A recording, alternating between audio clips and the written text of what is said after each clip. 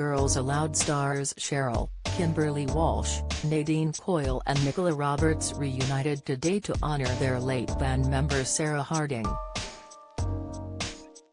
The foursome took part in a special Race for Life for Sarah 5K event to celebrate Harding's life and raise money for breast cancer. The much-loved singer died aged 39 in September last year, after revealing that she had been diagnosed with breast cancer, which had spread to other parts of her body. Cheryl, Nadine and Nicola joined fellow runners at Hyde Park while Kimberly took part in the event remotely as she was out of London this weekend. Hundreds of fans gathered to watch the three stars take part in the run, many with dyed pink hair, wigs, and tutus, while the singers donned matching pink t-shirts in support of their friend. The trio put on brave faces as they posed for photographs before taking their place on the start line. Nicola also took time to speak to Kimberly via Instagram Live so she could feel involved in the day's festivities. Speaking to the crowd beforehand, Cheryl said she still cannot quite believe the death of bandmate Sarah Harding is real. "To be honest, I've never experienced or anticipated this grief," she said. "You know, I've lost grandparents when I was younger and I lost a friend when I was younger, but nothing like this, the feeling of shock and disbelief, and it still lingers now, to be honest.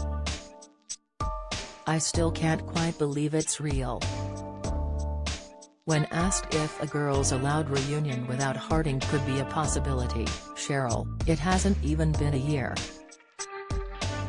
It doesn't feel like she's gone at all." Ahead of the event, Kimberly explained that raising money for cancer research was one of Sarah's final wishes. Kimberly said joining forces for the occasion was going to be a special moment for the group, who celebrate their 20th anniversary this year. She added, "I'm kind of looking forward to feeling a little bit closer to Sarah in that moment. I know that sounds strange, but there are these moments that happen still where I suddenly just feel close to her again, and I just love that and I cherish those moments."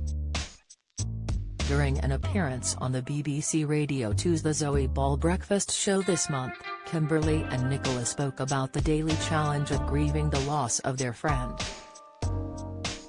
"It's crazy to me to think that it's almost been a year.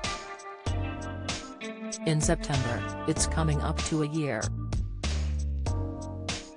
It's a daily challenge, let's put it that way, and I think it throws you at the times that you don't expect it."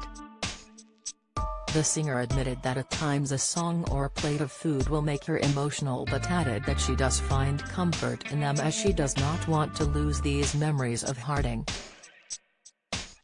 Nicola agreed that her ex-bandmate's death is still a shock to the group, saying, "You kind of go back to when it was the five of us, and never in your wildest nightmares could you ever have imagined that it would have gone this way."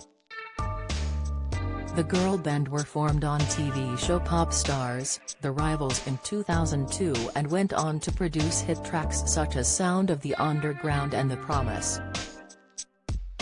They have previously said they did not feel comfortable celebrating the group's 20th anniversary following Sarah's death, but Roberts noted the charity run was a good place for them to come together. She said, "I think for us, we really felt so uncomfortable to do anything in terms of a performance or an event in that way without her, that just doesn't feel okay to us, and so this was the perfect opportunity for everybody to come together for Sarah, so it is in her memory, which she wanted us to do." The tragic news of Sarah's death was announced by her mum on social media in September last year. In a statement, Marie Harding wrote, "It's with deep heartbreak that today I'm sharing the news that my beautiful daughter Sarah has sadly passed away.